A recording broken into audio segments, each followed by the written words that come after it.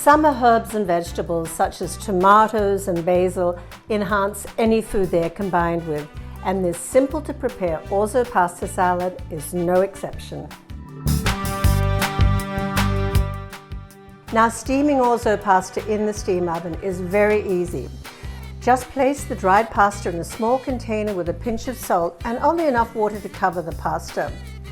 It will take about 12 to 15 minutes to cook the pasta in the steam mode at 212 degrees. Now, you may have to drain the pasta a little bit when it comes out.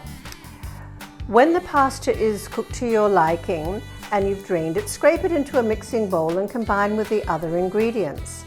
My salad includes some chopped tomatoes, fresh basil, grilled artichoke hearts and toasted pine nuts, tossed with a garlicky dressing of olive oil and golden balsamic vinegar, and a little red onion for a little bite.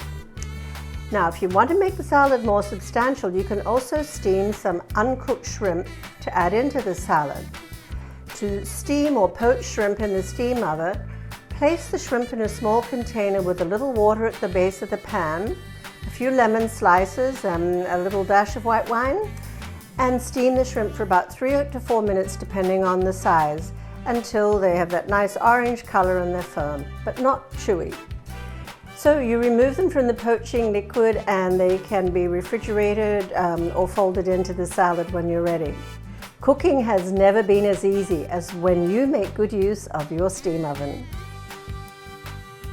Hi, I'm Larissa, your convection enthusiast. Convection cooking can make you a better cook. Check out my videos and I think you'll find that you'll do really, really well. And please like and subscribe.